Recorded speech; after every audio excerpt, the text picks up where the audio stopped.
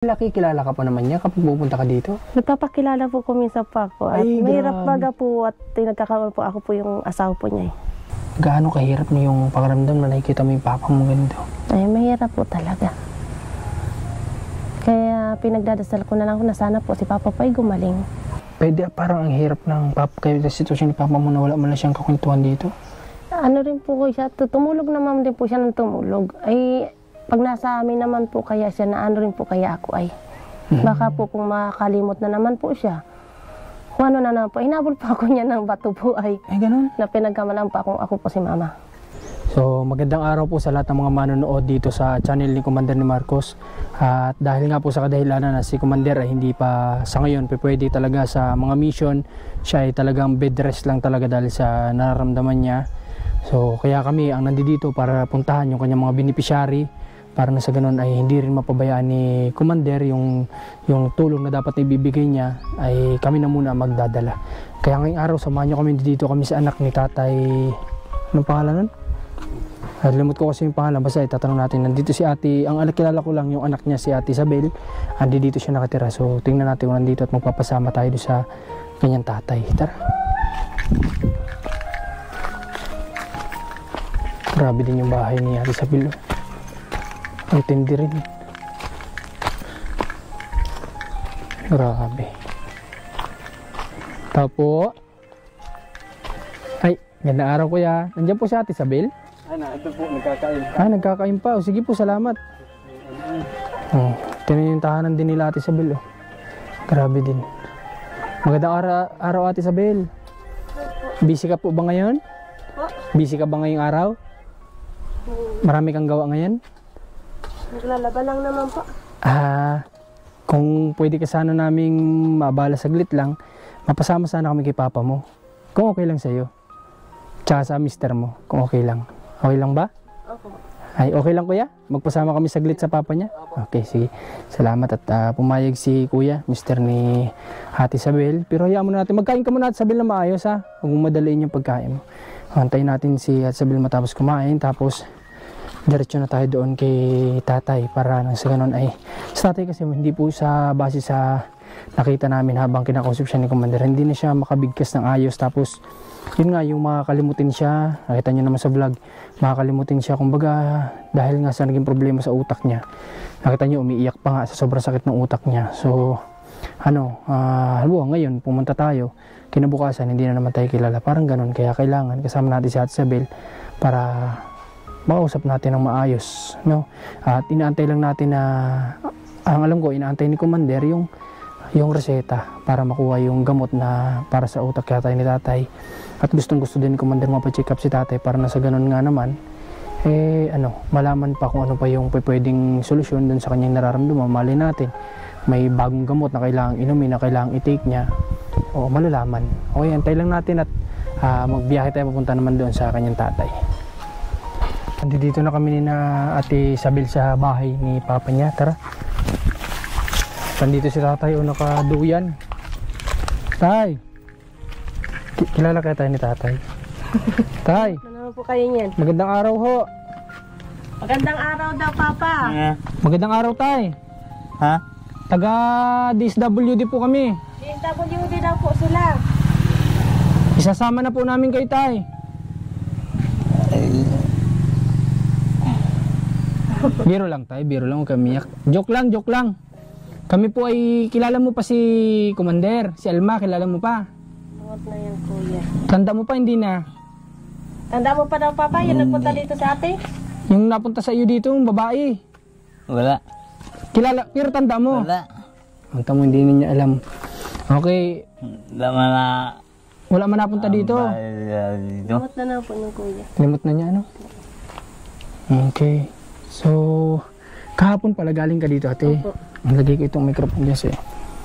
Okay, galing ka dito kahapon para, anong ginawa mo dito kahapon? Inano ko po, inasikaso ko po si Papa. Panganay ka ba sa inyo Opo. magkakapatid? Kaya pala. So, yan, ganyan talaga ang panganay. Ito matanong ko muna, Ate Isabel, ikaw ba ay, ano ang iyong natapos sa pag-aaral? Grade 4 lang po. Kaya maagang nag-matured. Kaya maagang, kumbaga nahasa yung kanyang pagiging isang babae na siya yung pumupunta dito para sa papa niya, para intindihin. Okay, tay. Ay, si tatay kapag araw dito lang talaga siya. Opo, at siguro po naiinip din pa. Ayaw naman po niya sa bahay, pat nasakit daw po yung mga tuhod. Ay, ganun. Pag po siya naglalakad. At saka nakita din namin yung sitwasyon ng bahay ninyo. Ate Isabel, talagang ano din pala ang bahay ninyo, no? Pero at least, nagsisikap sila mag-asawa. Ano, yun ang importante. Opo. Nagsisikap para Gandaan, Papa. sa ano nila, sa future. Ilan anak mo? May anak po ako sa una po, 2. Dito po, 1 po. Pero yung 2 na yun nasa iyo, wala? Wala po nandun po sa ama. Okay. So, isa yung nandyan sa'yo? Opo. Okay. Ito si tatay, ate, wala kasi tayong maupuan ay. Di, sige. sabi ko nga po, gagawin ko po dito si Papa ng bangko. Okay. Si tatay kasi dapat ay ipapacheck up ni Commander, ni Mrs. Opo. Kaso nga lang siya ay may sabihin ko lang may nararamdaman na hindi pwedeng matagtag sa ngayon. Opo. Kaya talaga nasa higaan lang siya. Kaya nga kami yung pumunta dito para bisitahin si tatay. Ano pa ng balita sa ano niya, sa reseta? Hindi mahanap? Hindi pa po namin na ano po yan. Wala siyang naging reseta talaga noon Wala pa? po. Kasi po, ang gamot lang po talaga, yung inano lang po namin dyan, yung sapit baga po, almoranas. Yun lang ang gamot niya Opo. na iniinom. Hindi po, yung pinapahit lang po nilagay. Sorry. So, ibig sabihin ko, yung para sa utak niya, Wala po. Hindi po siya naresitahan. ever since hindi siya na-check up, Hindi po. Wala pa pong ganun. grabe pala, Hindi ko kasi alam yung kung ano yung napag-usapan ninyo ni Commander. Pero sa iyo ko na lang itatanong, gaano nakatagal ganitong sitwasyon ni Papa mo? Matagal na po yan. May ilang taon na sa tansya mo? Ano pa ako nung 19 pa lang po ako. Nung bata pa po kami. May sakit na pong ganyan po yan si Papa. Ay, ganun. Hindi, ibig sabihin, nung pa lang nakakalimot na siya. Opo. Pero hindi pa po gano'n pong kalala. Ngayon lang po naglala yan. Ngayon lang naging malala. Opo. Pero ikaw, kikilala ka pa naman niya kapag pupunta ka dito? Nagpapakilala po ko minsan pa ako. At Ay, mahirap grabe. baga po at nagkakaroon po ako po yung asawa po niya. Ay, napagkakamalang ka niya. Opo. At medyo kawig ko po kaya si Mama. Pero, ibig sabihin, naawa naman ako kay ate. Ang hirap naman ng sitwasyon mo na araw-araw, halos every other day siguro, kaya kinakailangan mo magpakilala sa kanya. Kailangan po at kuminsan po nang nakatitig po yun sa akin, iba na po yung nasa isip po niya. Yung Yung ibang-iba po yung mata po niya. yung akala Parang- niya parang opo. asawa ka niya, ganun. Yun. Grabe. Okay.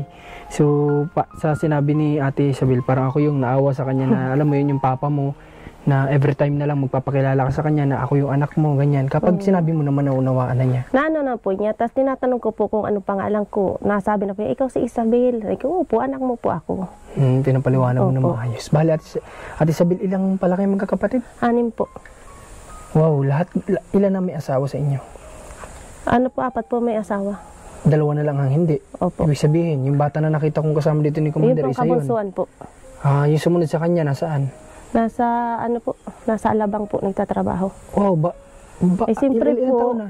Siyempre po, may trabaho, ano po, binatay. Kaya, hindi po Kailangan- namin po inaasahan po. Kung magpapadala po siya, salamat. Kung hindi, okay lang. Okay lang po. Kasi in the future, magpapamilya din yun ay. Opo. Naiintindihan ninyo yun. Okay. Bali sa ngayon, Ate Isabel, sino pala ang nagpo-provide ng pangangailangan ni tatay? Nung hindi pa dumating dito si Commander, sino nagpo-provide sa kanya? Kayo talaga? Kami po. Tinutulungan mo pa ako ni Mama. Sawa ng Diyos, tinutulungan ka din naman pala, At no? wala man, ano man po, araw-araw naman po, may trabaho po yung kinakasama po niya ngayon. Nakikipagkawitan po. Tinutulungan lang po niya ako. Inano ko po na wag lang po siyang magutom. Huwag lang magutom. Tama yun. Ate Isabel, may gusto lang ako sa itanong. Halika, upo ka dito. Pagtsagaan na natin umupo dito. Dito ka. Ate Isabel, dito ka sa tabi ko. Ate Isabel, Isabel ba Isabel? Isabel po. Isabel, okay. Ate Isabel, may gusto lang ako sa itanong. Gaano kahirap niyo yung pakiramdam na nakikita mo yung papa mo ganito? Ay, mahirap po talaga. Kaya pinagdadasal ko na lang na sana po si Papa po ay gumaling. Kaya hindi pa ang ano ko po sa kanya. Kaya kung makita pong gayaan po lagi siya. Kaya po, pag ano po, nalilimutan po na kilala po niya mga pangalan po ng mga anak niya. Pero sa mga mukha po, minsan po hindi na po niya kilala. Okay, kasi kahit ano man ang mangyari, papa niyo kasi Opo. ano. So, yun lang yung masakit na makikita mo yung papa mo na every time na lang makakalimot sa mga bagay-bagay.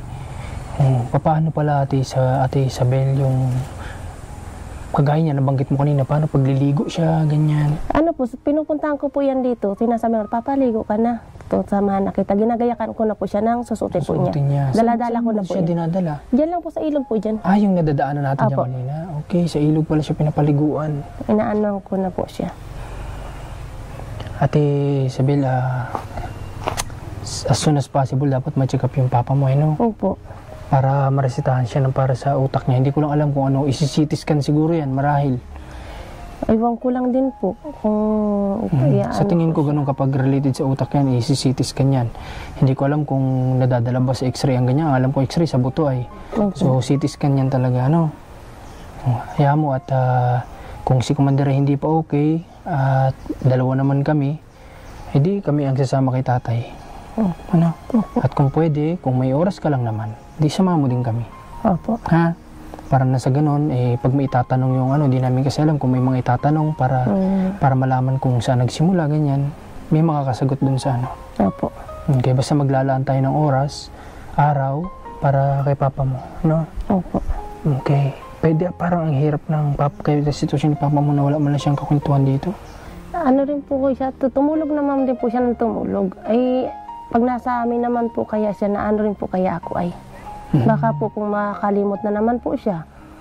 Kung ano na naman po, hinabol pa ako niya ng bato po ay. Ay, ganun? Na pinagkamalang pa akong ako po si mama. Hinabol ka niya ng bato, buti hindi ka naman binato. Ano po, nakatakbo naman po. Grabe si tatay, ang hirap. Naawa din ako kay tatay kasi hindi, kung normal yung function ng utak niya, hindi niya gagawin sa anak niya yan, malamang. Di ba? Kung ilalarawan mo ba si tatay noong namulat ka, anong klaseng ama si tatay? Mabait naman po si papa. Ako po lagi po niyang kasama po sa pagtatrabaho po talaga. Sa mga naging trabaho niya, ano ba nagiging trabaho niya dati? Noon po, ang magdadagat din po talaga po kami. Pusit po sa gabi, sa umaga po mangisda. Wow, kasama ka niya? Opo, nung wala pa po siyang sakit. Nung nagkasakit na po siyang gayaan, ang ginawa na lang po namin, nag-uuling na lang po kami. Grabe din ang Para sakripisyo po, kung sa papa sakali mo, po, no? ahon lang din po sa gutom. Yun na po ano po namin. Galing natin sa Bill, kaya pala ganito siya ka-matured. Kasi alam niyo yun, kung yung iba, hindi lahat ng anak kasi Ate Isabel, ganito sa magulang. Merong mga anak na kapag ganito na yung sitwasyon ng magulang at alam nilang di na nila mapapakanabangan, di na rin nila pinapansin. Yun nga po. Pero kayo, sorry kung may tamaan man, pero yun yung totoo. Pero totoo kayo, naman po yun. totoo, Kasi di po, ba? sa mga kapatid ko nga po, ganun po talaga. Ikaw mismo na-experience mo sa mga ilang kapatid mo, pero huwag kayong magalit kay Ate Isabel kasi kapatid lang din siya na siya yung nag-aalala sa tatay nyo ngayon. Dapat nga maisipan nyo pa, in case magalit kayo, kung mapanood nyo to, maisipan nyo. Ipunta nyo sa positive way na, oo nga naman, sa Ate Isabel may pamilya na din, so tayo, kailangan din natin magtulong-tulong para kay Papa. Parang ganun, di ba? Opo. Ikaw ba, Ate Isabel, nahihirapan ka din? Hindi man po. Okay na po, kahit po paano, nakakaraos din naman po. Okay, sa pag-alaga kay Papa mo, sa pagpunta-punta dito, kumusta? Okay na naman din po.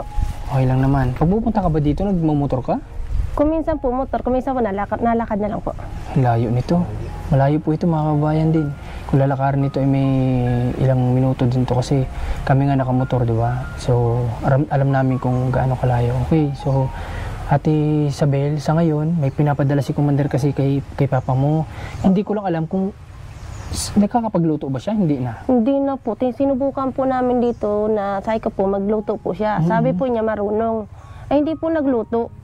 Tinisting lang po namin siya kung talaga po magluluto. Kaso nga lang, Ate Isabel, kung baka kasi nakakahiya sa'yo, baka magkaroon ka ng responsibilidad kung ikaw yung magdadala sa kanya ng tanghalian, ganyan.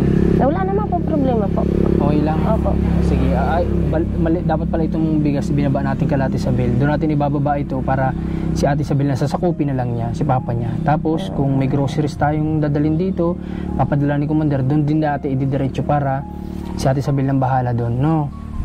Si Ate Isabel ang bahala magdala ng pagkain para kay Papa niya. Yung effort din ni Ate Isabel doon ay hindi rin biro yun. Pero, ganun talaga, nung bata din naman tayo, siguro nag-effort din naman si Papa mo sa'yo, di ba? Opo. Kaya nga ni po, naghinto na rin pa ako sa pag-aaral po at para po matulungan ko rin po sila.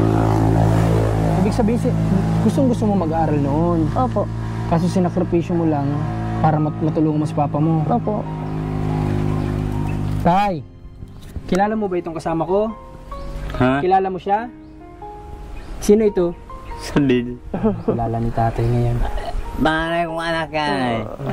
Gaano mo kamahal sa Ate Isabel? Ha? Gaano mo kamahal ang anak mo? Gaano mo kamahal si Isabel bilang anak? Mahal ko. Habang ako boy, mahal ko yan. Ay, hindi ko pwede magpapalay sa iba. Kumpal. Tama yun. Okay, tatay, si Ate Isabel kasi yung nagsasakripisyo din sa'yo, ano? Para bisitahin ka dito, mapaliguan ka, kamustahin ka. Kaya kapag pupunta dito si Ate Isabel, sana hindi mo siya makalimutan, ano? Para hindi laging nagpapakilala si Ate Isabel sa'yo. Hayaan mo tayo kapag medyo bakante yung oras natin, maglalang kami araw, papacheck up ka namin, ha? Gusto mo ba yun? Bahala kayo. Okay, pero gusto mo? Gusto ko yun sana. Okay, para malay natin may gamot para sa ano mo. Eh, kung hindi na kaya, ay hindi na. Huwag kang mawala ng pag-asa tayo, ha? Huwag kang mawala ng pag-asa kasi hanggat may medisina, may pag-asa. Ha? Okay, tay? Okay, so ganun na lang gagawin natin at para na sa ganun ay malay natin, hindi naman laging mawala ng pag-asa. Kumbaga, huwag ka lang mawala ng pag-asa, no? Sabi nga, na baka gagaling, baka magiging okay. Para na sa ganun, kaya na ni tatay ang hindi kaya na niya dito magluto. Yan, hindi na makakabawas sa trabaho ni Ate Isabel kasi may pamilya din. Tsaka Ate Isabel, tama yung ginawa mo na hindi mo na lang pinilit si papa mo dinadalhin doon. Kasi unang-una may asawa ka ay hindi din natin alam. Mamaya may masabi din, di ba? Alam ko naman, nakita ko sa asawa mo, mabait naman siya. Pero bilang sa side natin, nakakaya din baga sa mister natin o sa misis natin, no? Kasi kung siya yung nasa sitwasyon mo, tapos dadala niya doon, may hiya din siya sa'yo. Ganon din yun, ano? Nahiya, si Papa po nahiya po doon, pero doon po sa kinakasama ko, wala okay lang naman sa kanya. Opo. Kaya nga. Okay, so si tatay ay sa madaling salita, gusto palang dalhin doon sana ni Ate Isabel. Kaso nga lang, si tatay unang-una nahihirapan maglakad, pangalawa ay siya yung nahihiya. Tama din naman. Ay ganun din yung ganyan, dalawang klase lang naman yan. Pwedeng ang may hiya ay yung may pamilya sa kanya, si ate, sa asawa, o pwede namang si tatay naman yung mahiya kay ate at sa kanyang asawa, di ba? Opo. Okay. Sa Ate Isabel, ganito. Yung kinikita ba ng mister mo ay kamusta para sa inyong pang-araw-araw? Okay naman po. Nakakatulong pa rin po siya doon po sa mga anak po niya sa una. Siya rin meron din. Opo. Paras pala kayo. Opo. Ilan ang anak niya sa una? 4 po. O mas maraming kanya, sa'yo 2. Tama ba ako? Opo. Okay. So, okay lang naman sa'yo. Okay lang naman po sa akin. Wala naman pong problema po. Bait na Ate Isabel, kasi ito na naman tayo, hindi rin lahat ng naging pangalawang asawa ay pumapayag na sustentuhan mo pa o i-priority mo din yung nasa una mo, di ba? Opo. Bait sa Ate Isabel kung tutusin, kung ganyan yung nangyayari sa kanila. Kaya ako tinanong Ate Isabel kung kamusta yung income ng asawa mo kasi baka mamaya may mga time na hindi kasi namin din minsan talagang mamonitor mamaya. May isang araw na nag-delay kami tapos wala na pala si papa mong groceries. Paano yung niya? Kaya iniisip ko yun. Baka mamaya may isang araw tayo maging lapse. Tapos Ate Isabel, siyempre sa kanila manggagaling yung pwedeng maging tanghalian ni tatay, ganyan. Sa ngayon pala, sino nagdadala? Pagkain? Yung kapatid ko po, si mama po, ang nagluluto po. Okay, si mama mo nagluluto. Opo. So, kausapin mo si mama mo, ha? Opo. Kausapin mo siya, ha? Na kung saan mas maaluan, sino mas may oras. Katulong-tulong rin po siya magtatrabaho po ng asawa po niya eh. Ibig sabihin busy din siya. Opo. Kaya po, pag nagtatrabaho po yung asawa po niya, andun rin po siya, pinapapunta po ako dito. Okay, so ibig sabihin sa madaling salita, ikaw yung mas may oras Opo. na bakante. Opo. O di tama, sa'yo na lang. Ano, okay lang ba sa'yo? Okay lang po, wala na po problema Okay po. lang? Okay, sige. Okay lang naman daw kay Ate Isabel na sa kanya i-drop yung mga possible na maging tulong ni Kumandan para kay Papa niya. Kasi siya naman din yung nag-asikaso dito. Tay, hindi ka naman dito naiinip. Ano ang libangan mo dito? Ha? Ano po ang libangan mo? Ha? Ano ang libangan mo? Bye? Libangan, ano ang libangan mo? Libangan daw, Papa, libangan. Higmanan. Hindi na daw kayo Hindi maintindihan. niya masyado maintindihan. Pero hindi ka naiinip. Hindi. Yung mahalaga. Sa madaling salita na lang shortcut, hindi siya naiinip dito. So kahit na sa nakikita ko ay yun, nagduyan lang siya, tinitingnan lang yung paligid. Siya po ang naggamas dito. Ah, siya pa nagamas dito? Opo, siya po yung yung palibangan po niya, nagagamas po siya. Ah, maganda pala yung libangan ni Tata. Exercise. Ano? Siya po yung nagparagagamas. Okay, muli po, yung dala natin bigas doon na natin dadali mamaya. Papakita ko muna ulit sa viewers tong tahanan ni Papa mo, ah. Opo, sige. Okay lang ba? Sino nga ulit nagawa nito? Kami po ni Mama po. Oh, sila ni Mama niya nagawa nito. So, makikita natin, may isang halos isang metro na haba ng higaan sa sukat ko lang. Tapos, yung dingding niya ay gawa sa pawid. At ito, siguro strap to. Di ko alam kung saan kinuha. Saan kinuha to? Nandito rin po. Ah, sa bahay na to. Kanino Opo. ba ito dati? Barracks lang po ito dati. Ng mga manggagawa. Opo, Okay, na hindi na giniba. hindi na po. Okay, kaya dito na. Pinayagan naman siya dito. Opo, nagpaalam pa ako sa may-ari po ng lupa po na ito. Ay, ayos. Ayos naman pala. At least si Ate Isabel yung nakakipag-usap. So ngayon, ito naman sa part na to, kawayan. Tapos may sako. Ayan, sako doon. Pawid din. Tapos makita natin na nandito lang sa taas yung kumot ni tatay. Ayan, nandito sa taas. Tapos, hindi ko alam kung mga damit ito. Damit sure, po. damit ito, ano? Damit po. Tapos dito sa front, ano din, plastic. Oh, ito plastic. Ayan, makikita nyo. Tapos wala siyang pintuan. So, ibig sabihin, sa tingin ko kay tatay, banasin kasi nakahubad ngayon. So, presko siya dito. Kaso nga lang, kapag naman umuulan, sobrang lamig ito. Pero at least meron siyang kumot kahit papaano doon na magagamit niya dito. Wala siyang ibang gamit, ano ate? Wala po. Wala yun, may tubig. Itong tubig niya saan galing yan? Diyan lang din po sa iniinuman lang din po dito. Ah, pero naiinom talaga Opo. siya. Okay, naiinuman naman pala. Tapos ito, kaya pala siya may kaldero kasi nagsusubok siya talagang Opo. magluto. Kasi may time hindi nagluluto. Hindi na po. Okay, mas mainam nga talaga. Dala-dala na lang. Ano, talagang sakripisyo na lang pala Opo. talaga. Para sa pagdala-dala ng pagkain. Pero si tata hindi naman pihikan sa pagkain. Ay, hindi naman po. Ano po siya, makikain naman po siya. Maganda. Basta po, ang ano ko lang po sa kanya, huwag lang po siyang papalipas po ng gutom pag nandiyan pa pagkain. Tama yan. Ikaw Ate Isabel, alam ko hindi na tayo maintindihan ni Papa mo, pero gusto ko na lang marinig sa'yo sa camera natin. Ano yung gusto mo sabihin kay Papa mo, message mo sa kanya bilang ama? Kahit hindi niya marinig at hindi niya maintindihan. Ako po ay mahal na mahal ko rin po yan si Papa kahit po papaano. Ay, ang gusto ko lang po sana po ay gumaling lang din po siya sa sakit po niya. Hindi lang talaga yung kahilingan mo Opo. para sa kanya. Okay. Nakakawa si tatay, tingnan mo. Alam mo yun yung parang sa hina ng pandinig niya, hindi niya alam kung ano yung pinag-uusapan ng bawat tao. Opo. Tapos yung mga bagay na nakakalimutan niya. So, nakakawa din yung sitwasyon ni tatay. Tatay, wala ba siyang tsinelas? Nawala po yung kabak. Naiwan na naman po sa taas po yung kabak. O, tinan mo na. Tatay! Ano pala tayo? Tayo pala dapat ang magkasama. Ha? Tayong dalawa dapat ang magkasama. Saan? Dito sa bahay mo. Bahala ka. Ulianin din ako ay. Ha? Ulianin din ako. Makakalimutin din ako. Paras tayo. Totoo po yun. Alam ng mga viewers yan kung gaano ako makakalimutin din. So, paras kami ni tatay. Baka nga nagpa-check up si tatay, sasabay na ako. Okay lang kaya? Sasabay na lang ako kay tatay? Bahala ka po. Sasabay ako kay tatay pag nagpa-check up para na sa ganun ay may gamot. May tinry akong gamot na inumin, kaso nakakalimutan kong inumin. So, hindi talaga ako gagaling. Okay, sige tay. Tay, sa ngayon, ihatid muna namin si Ate Isabel doon, ha? Sa bahay niya, ha? At siya naman daw ang bahala sa pagkain mo. Siya na magluluto. Ha?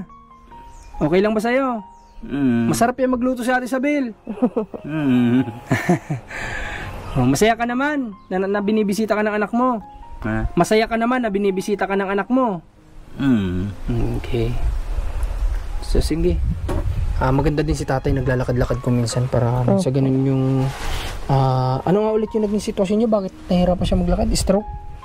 Hindi po siya na-stroke po. Hindi, namamaga na lang po yung mga buto-buto po niya matuhod po. Tapos yung bukong-bukungan po dun. Okay. Pag po siya naglalakad po. Nung nakita kasi namin siya lumalakad galing sa bundok sinundo papunta dito nung first vlog, nakita kong hirap nga maglakad. Kala ko sabi namin ni Ras baka na mild stroke, na stroke. Hindi man po. Okay, so yung mga buto-buto niya pala nagkakaroon. Maganda pala magkaroon din si tatay ng gatas na iniinom para sa buto. Ano? Opo. Kaya mo pagbalik namin kung bukas, balik kami, pagdala ko ng mga groceries ay sasamahan ko ng pang ano sa buto. Ha? Opo. Para na sa ganun lumakas-lakas siya. Ang tanong, iinom kaya ng gatas si tatay? Nainom mo po yan ng gatas po. Umiinom naman? Opo. Okay, sige. So, okay naman pala. Good naman tayo dun sa umiinom siya ng gatas. So, kung magdala tayo ng gatas para sa buto niya, may inom niya yun. Okay. Ate Isabel, ihatid ka namin doon sa inyo, ha? Opo. At salamat at pinayagan mo kami na sumama ka sa amin dito para makausap namin ikaw. Opo. Kasi alam ko nga yung sitwasyon ni Papa mo, baka hindi ko makausap. Ano? Ayaw ko naman yung parang sinisigawan natin dahil nga sa hindi marinig, kaso nga lang parang pangit na sinisigaw, parang Opo. pasigaw, di ba? Okay, so kaya sinama namin dito si Ate Isabel para may makausap tayo ng tungkol dito kay ano ulit pangalan tatay mo? Ervin po. Tatay Ervin. Ervin Riosa po. Ervin Riosa. Okay, sa mga kapatid, yung ilang, bago tayo matapos, yung ilang kapatid mo sa 6, asan sila? Yung iba? Yung dalawa po nasa Ulipanan po. Yung isa po nasa Alabang. Yung isa naman po ay nasa Laguna. Parang ikaw lang at yung bunso nandito? Opo. May mensahe ka ba sa kanila? Sa mga kapatid mo? Ayoko na po makakasama lang po ng loob. At mahirap po ay, lagi po akong sinisisi po nila pag nag-ano kay Papa. Ikaw na ngayon nag-intindi, ikaw pa sinisisi? Kuminsan kaya po si Papa po umalis po dito, pumupunta po sa Ulipanan sa kanila. Hindi mo Ay naman nagagalit lagi. po sila. Hindi mo naman lagi mamamonitor at may pamilya ka. Ayun nga po ay, Hindi naman pwedeng nakatutok lagi yung mga mata mo kay tatay. ang sinasabi po nila, pinapabayaan daw po ay nakakahawa daw po ang sakit ni Papa. Ay hindi naman po nakakahawa ang sakit po niyan. Paano nakagiging Kung sabi ko, nasa utak sa mo yung isip ko problema? nga, sinasabi ko nga po sa sarili ko, ay kung nakakahawa po ang sakit niya, di sana po lahat kami meron. Kasi kayo yung madalas nakakasama niya. Ay, hindi po nila naintindihan po yung na ginano sa kanila ni Papa noon. Yung sakripisyo. Opo. Kaya nga sabi ko nga may gina rin po talaga ako po. O ano na ako kay Papa. Okay lang yun Ate Isabel ha. Basta hayaan mo na lang. Diyos na lang yung bahala sa mga kapatid mo na sana bigyan sila ng tamang pag-iisip para maisipan nila na kailangan din sila ng tatay mo. Opo. Hindi lang ikaw. Ano?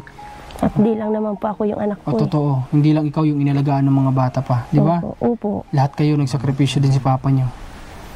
Okay, wala namang sa responsible na ama. Wala kasing ama na hahayaan magutom ang anak. Kahit anong hirap, kahit anong diskarte gagawin para kumain ng anak. Opo. For sure, ganun yung ginawa ni Papa mo nung araw ng mga bata pa kayo. Diba? Opo. Kasi base sa sinabi mo, mabait siya. So, responsible siya. Okay, so yun, ako na lang magsasabi sa mga kapatid ni Ate Isabel. Ayaw niya magsalita tungkol sa inyo kasi baka mas makasakit lang siya ng damdamin. Pero sana maisipan nyo din na bisitahin unang-una yung tatay ninyo dito. Di ko alam kung madalas kayo umuwi. Madalas ba? Hindi. Hindi naman po nauwi po dito. Okay. Sana makaisip kayo na umuwi dito at bisitahin ng tatay nyo. Kasi mas mahirap kung uuwi kayo dito na wala na yung tatay ninyo. Ipakita nyo yung pagmamahal nyo habang buhay pa yung tatay nyo, hindi kapag wala na. Kapag wala na, tsaka tayo iiyak, tsaka natin sasabing napakabait yung tatay nung nabubuhay pa, hindi ninyo ma-appreciate yun. Pumunta kayo dito habang buhay pa at saka nyo iparamdam sa kanya. Di ba? Opo. Tulungan nyo sa Ate Isabel kasi may pamilya siya. Nagsusumikap lang din sila para kahit paano makasurvive sa araw-araw. So sana maisipan nyo yan. Tulong-tulong kayo, 6 kayo na pwede magtulong-tulong. Huwag i-accept na natin yung bunso kasi bata pa yun. Opo. Kayo na lang na may mga trabaho na kahit paano mag-ambag-ambag o padala natin ganito, magkaroon tayo ng obligasyon. So sige, basta hanggang dito na lang itong vlog natin. Atid namin sa Ate Isabel doon, i-drop namin, gano'n namin isasakong bigay sa kanila. Napadala ni Commander at sa mga kapatid natin sa Isabel, sana nga maisipan ninyo no, na pumunta dito. Maano man lang yung tag 200, 150 kayo gada kinsenas, gada linggo, malaking bagay niyo para sa tatay ninyo. At ipagkatiwala nyo kay Ate Isabel at siya magbabudget para dito sa tatay ninyo. No, ganun lang naman, tulong-tulong lang. Maswerte nga kahit 6 kayo, ako mag-isa lang. So, okay, so maraming salamat ulit, ha? Ate Isabel, tayo pupunta na muna kami. Pupunta muna kami, ha? Okay, mag-ingat ka po dito. Okay, sige tayo. So, hanggang dito na lang po ang vlog ni Commander sa kanyang channel. At sana supportan nyo rin. At ang aming team, lagi kaming nasa mission araw-araw. Kahit pagod, okay lang. Basta mahalaga nakakapagpasaya tayo ng tao at nakakatulong. Maraming salamat sa supportan nyo. Supportan nyo ulit Rans TV at yung channel ko din, Marcos TV channel. At ito, Commander ni Marcos. God bless po.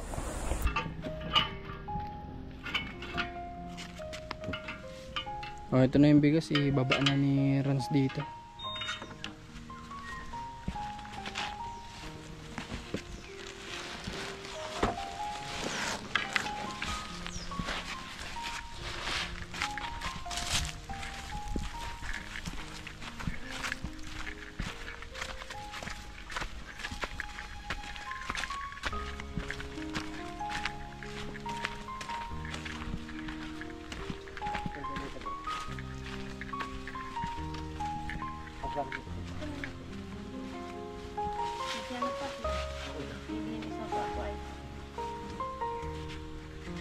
Paano? Punta na muna kami at Isabel. Sige po, salamat. Salamat din kay Mr. mo. Okay. Doon tayo.